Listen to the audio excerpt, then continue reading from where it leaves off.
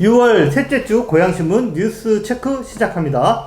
네, 먼저 교통, 부동산 소식 알아봅니다. 고양 은평선의 기본계획 수립 용역이 드디어 착수됐습니다. 이동환 당선인의 공약인 신분당선 일산 연장 가능성을 짚어봤습니다. 최근 고양시 아파트에 대한 서울 시민들의 선호도는 높아졌지만 가격에 미치는 영향은 미미한 것으로 나타났습니다. 시의회가 팽팽한 양당 구도 속에서 기싸움이 벌써부터 시작이 됐습니다. 중앙정치에 빨려 들어간 지역정치 대안은 없나 살펴봤습니다. 고양시 청년 정치인이 대폭 증가했다는 소식도 짚어드리고요. 마지막으로 화제의 인물, 우크라이나 난민 어린이 돕기 캠페인을 펼치는 김영훈 씨를 소개해드립니다.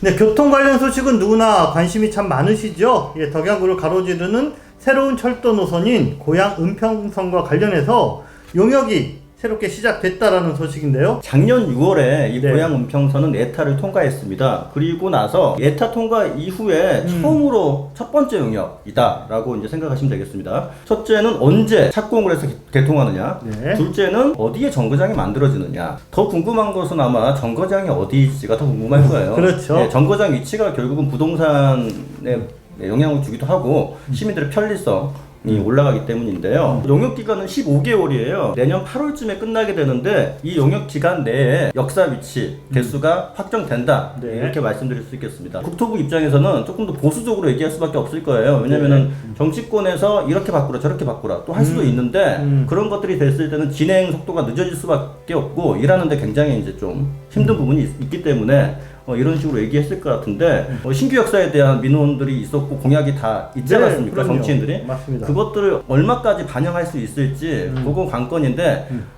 지금 국토부 입장으로는 쉽지는 않을 것 같아요. 어떻게든지 좀 힌트를 얻어내려고 이성호 기자님이 막 유도신문도 하고 그랬는데 예. 안 넘어갔죠? 역사 위치하고 이제 개수는 네. 극비일 수밖에 없습니다. 왜냐면은 예전에 창릉 신도시 도면이 이제 유출됐다고 하면서 네, 굉장히 파장이 파장이 컸는데 그것과 마찬가지거든요. 저한테 유출시키면 안 되겠죠, 당연히. 제가 그걸 가지고 네. 집을 살 수도 있는 거니까 당연히 안 될 겁니다. 용역이 끝난 이후에 좀 속도가 이렇게 빠르게 나는 건가요? 예, 이후 이제- 단계가 어떻게 되는지. 예, 이제 절차를 좀 설명드릴게요. 지금 절차가 기본 계획 수립, 용역을 진행하는 단계고 그 이후에 대광위에서 즉 국토부가 승인을 하게 됩니다. 이 용역 지금 용역은 경기도가 지금 주관하는 용역이고요. 네. 국토부가 승인하는 것이고 그게 이제 내년 하반기에 끝난다는 거죠. 국토부 승인까지가. 그 다음 단계가 무엇이냐? 바로 기본 및 실시 설계. 많이 들어보셨죠? 네네. 예, 착공하기 직전에 하는 단계인데 실시 설계가 끝나게 되면은 곧바로 착공에 들어갈 수 있습니다. 자, 그러면 혹시 실시 설계 용역에서 그 역사 위치가 추가되거나 변경될 수도 있는 건가요? 그렇죠. 지금 이제 요 질문이 굉장히 궁금해하시는 또 질문이에요. 이거 국토부 사무관 말을 그대로 전해드리면은 실시 설계 때는 그 다음 용역 때는 철금 몇 개 그런 거 정하는 거지 역사 위치를 정하는 용역이 아니다. 역사 위치는 이번에 결정된다. 그렇죠. 이번에 결정된다는 걸 강조하는 말이죠. 내년 8월에 용역이 끝나게 되면은 더 이상의 이제 역사 위치 가지고 민원을 제기하기는 어렵다. 즉 네. 민원을 제기하는 것 자체가 의미가 없다. 이렇게 보시면 될 것 네, 같습니다. 논란의 종지부가 찍어질 것 같고요. 자, 그렇다면 개통은 언제쯤으로 기대할 수 있을까요? 예, 이제 아까 그 단계를 좀 설명드렸는데 실시 설계가 한 번 더 필요하잖아요. 네. 내년에 용역이 끝나더라도 거기에 적어도 한 1년 반 정도는 걸리지 않을까 생각이 네. 들어요. 그 이후에 착공이 이제 시작되는데 그렇게 되면 2025년쯤에 착공이 가능할 걸로 보이는데 근데 철도공사의 공사 기간은 최소 5년이거든요. 그러니까 네. 최소 한 6년까지 걸릴 수 있어요. 그렇게 봤을 때 공사 완료가 2030년을 넘기게 될 것이다라는 예측이 가능하죠. 네. 이제 국토부가 원래는 2029년에 개통한다고 약속을 했었는데 지금으로서는 그 약속이 지켜지지 못할 가능성이 조금 더 높아 보입니다.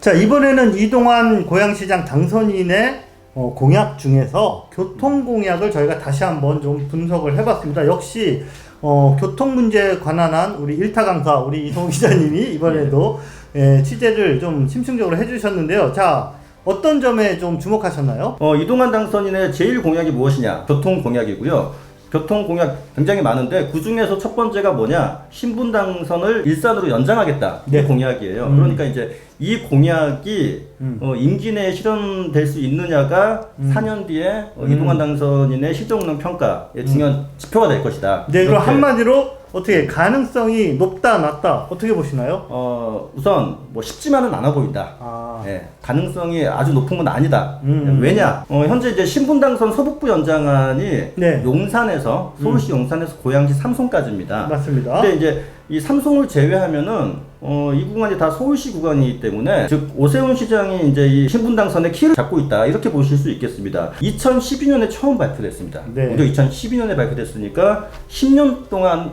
진행이 안 되고 있는 즉 표류하고 있는 노선이다. 네, 이게 선거 때마다 서울에서도 계속 이슈가 됐던 거죠. 예, 그렇죠. 그래서 이제 오세훈 서울시장 입장에서는 삼송까지라도 어떻게든 예타를 통과시켜 보려고 예타가 통과 안 됐기 때문에 네. 이번에 이제 윤석열 정부의 협조를 좀 부탁하고 고기도 숙이고 이런 모양새거든요. 네. 그런데 갑자기 고양시가 나서가지고 아니 삼송까지 하지 마시고 그냥 일산까지 합시다. 그리고 예타 같은 거 하지 말고 부산 가덕도 신공항처럼 예타 면제하고 갑시다라고 갑자기 제안을 이번 선거 때 한 건데 그걸 과연 받아들일 수 있냐는 거죠. 같은 국민의힘 소속이라는 것 요게 이제 유일한 장점인데 그렇죠. 윤석열 정부랑 서울시장, 고양시장이 네. 그게 이제 만약에 대화가 잘 풀릴 수도 있다.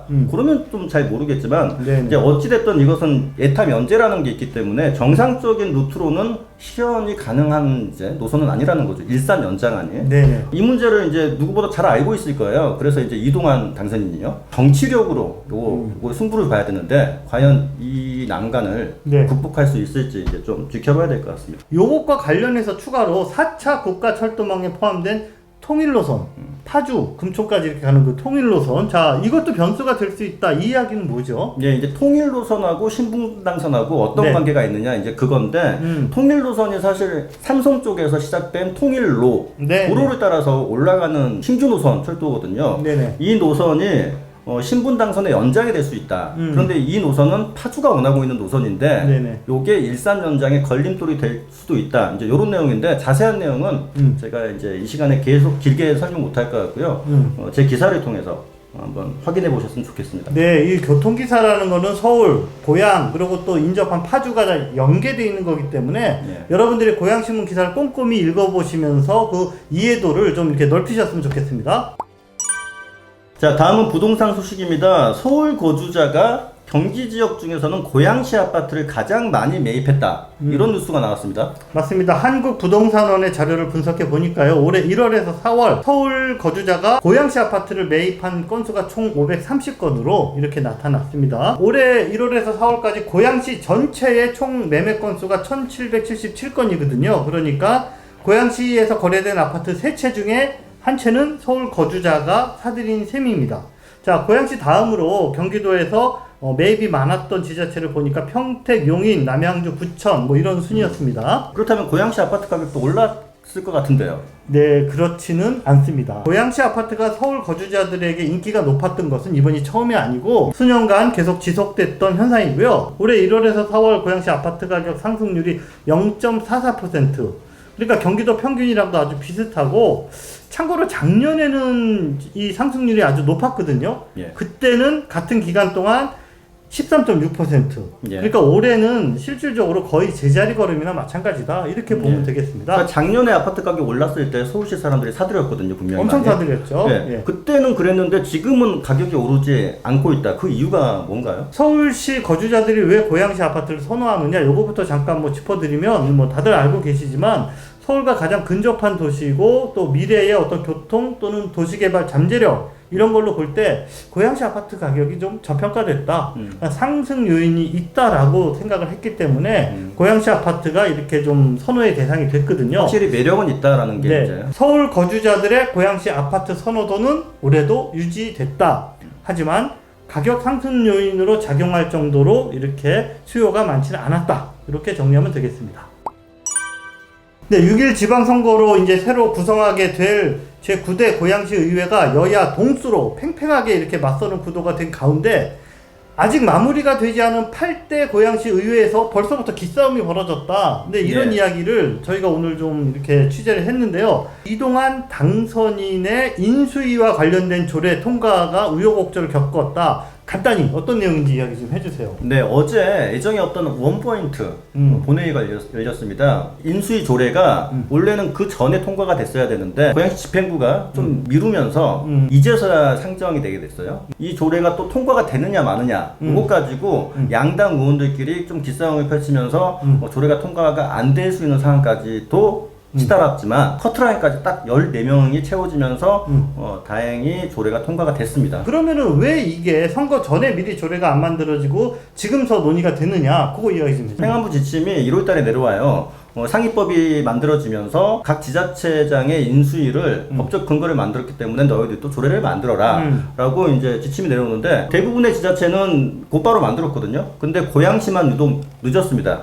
이유는 이재준 시장의 재선 가능성이 높다고 판단한 공무원들이 재선이 됐을 경우에는 인수위가 필요 없기 때문에 필요 없는 조례를 지금 당장 만들진 않겠다 이렇게 나온 거죠. 일단 국민의힘 입장부터 한번 좀 이야기 해주세요. 국민의힘은 기본적으로 이 조례가 선거 전에 만들어졌어야 되는데 이제서야 선거 이후에 이동환 당선인이 되고 나서야 만든 것 자체가 기분이 나빠요. 네. 그래서 집행부를 비난을 열심히 했죠. 네, 거기까지는 이해가 갑니다. 근데 왜 또 민주당은 또 불쾌해하는 거죠? 예, 민주당 시의원들이 이번에 이 본회의에 성원이 되기를 그렇게 바라지 않았어요. 그러니까 재선 이상 의원들이 우리 의원들 참석하지 말자, 협조할 필요가 없다 이런 식으로 나왔는데 이유가 뭐냐? 국민의힘 쪽에서 필요 없는 정치 공세로 몰아가면서 우리들을 너무 비난하고 있다 이런 건데 이런 조례가 통과되려면은 당대당으로 만나가지고 협조를 좀 구했어야 되는데 아쉬운 건 국민의힘 쪽이니까. 예, 그렇죠. 근데 국민의힘 쪽에서 그런 아쉬운 소리를 전혀 안 하다가 이 조례가 통과되지 않을 수도 있다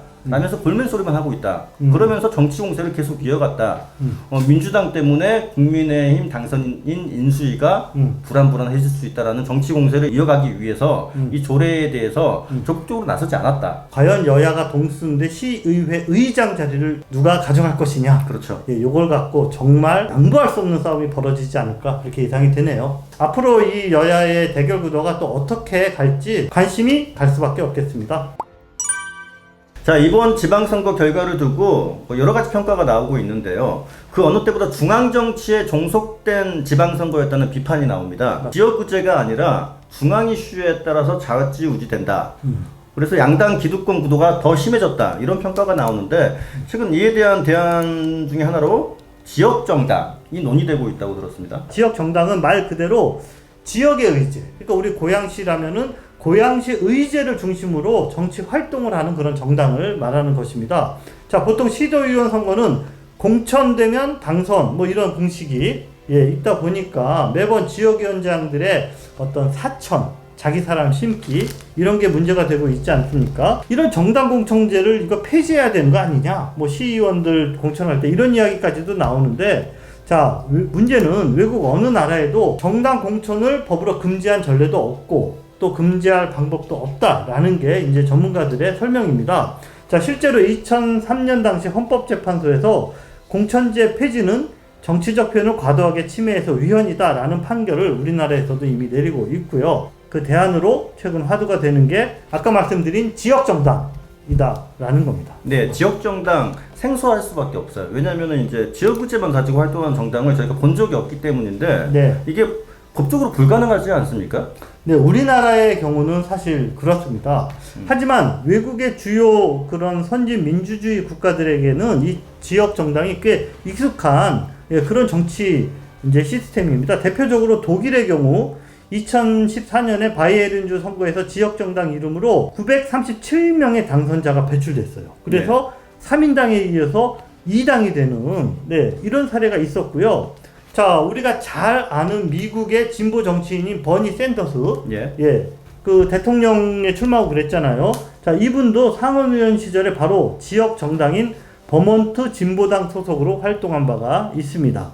자, 이처럼 지역 정당은 유럽뿐만이 아니라 양당제 국가인 미국, 심지어 옆나라 일본에서도 정치적으로 이게 허용이 되는 그런 시스템입니다. 사례를 찾아보거나 법 조항을 따져볼 필요가 있겠는데 어떻습니까? 네, 우리나라의 정당법이 언제 만들어졌냐면요, 60년 전인 박정희 대통령 당시에 만들어진 그런 정당법으로 인해서 무조건 중앙당은 서울에 있어야 되고 경상도나 전라도나 충청도나 이런 그런 5곳 이상의 시도당을 두도록 이렇게 돼 있어요. 참 희한해요. 서울에 중앙당이 없으면 그건 정당이 아니다. 아니에요. 예. 그리고 지역당을 5개 이상. 그러니까 전국 정당을 무조건 시스템적으로 갖춰야 예. 그래야 정당 등록을 할 수 있다라는 거죠. 은평 민들레당, 과천 시민정치당, 직접행동 영등포당 같은 이런 지역 정당들이 우리 한번 후보 내보자 시동을 걸었는데 결국은 이런 법 때문에 무산이 된 이런 거를 저희가 이제 목도를 했고요. 헌법 소원을 낸 상태라고 합니다. 근데 그 지역 정당 과연 정말 대안이 될 수 있을지 이거 한번 다시 되짚어봤으면 좋겠는데요. 물론 지역마다 상황은 좀 다르겠지만 유권자들에게 지역 정당이라는 제3의 선택권을 이렇게 준다라는 의미에서 어떤 변화의 이런 기폭제가 될 수 있지 않을까. 자, 정치개혁 전문가인 하승수 변호사의 말을 빌리면 양당제가 고착되면 굳이 정책 경쟁을 하기보다는 상대당을 흠집내는데 더 몰두하게 된다. 그러면 정치가 무능해질 수밖에 없고 정당 간 야합과 기득권 챙기기가 점점 심화된다. 때문에 독자적 비전을 가진 정치 세력들 간의 연합 정치를 할 수 있는 다당제가 필요한데 그 방안 중 하나로 지역 정당 논의가 확산돼야 된다라고 이야기를 했습니다. 과연 여론 조성이 돼서 국회에서 논의가 될 수 있을지 시민들의 관심이 조금 더 필요한 상황인 것 같습니다. 네, 이번 6.1 지방선거 특징 중 하나는 세대교체. 젊은 정치인이라 불리는 2030 청년 후보가 고양시에서 시도의원 합쳐서 모두 8명 당선됐다라는 점입니다. 고양시의회 청년 의원부터 살펴보겠습니다.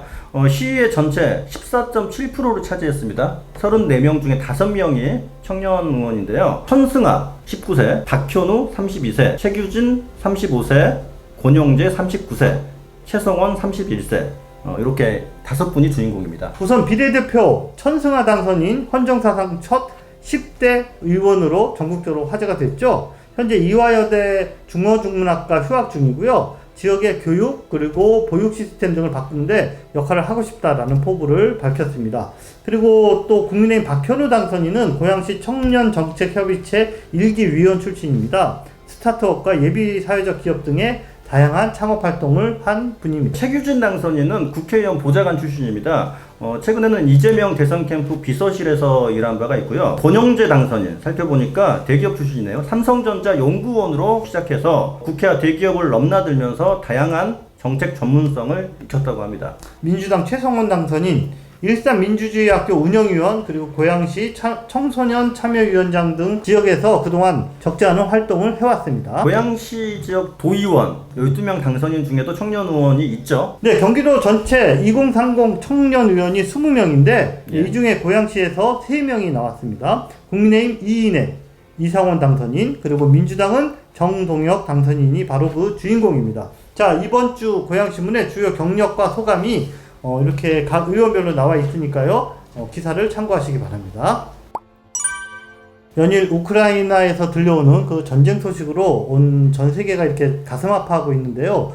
우리 고양 시민들이 이 우크라이나 전쟁 난민 어린이들을 좀 돕자라는 운동을 펼치고 계시는 김영훈 씨를 만나봤습니다. 캠페인을 펼치는 김영훈 씨 어떤 분인가요? 네, 이분은 그 다양한 이런 직업을 가지고 있는 정말 자유로운 예술인인데요. 가장 대표적인 게 작곡가입니다. 그래서 큰 이런 테마파크에 예술 총감독을 하고 있기도 한데 우크라이나에서 젊어서 공부도 하고 그 오케스트라 녹음 작업도 하면서 우크라이나를 제2의 조국으로 생각하고 있는 이런 약간 독특한 이런 분입니다. 네.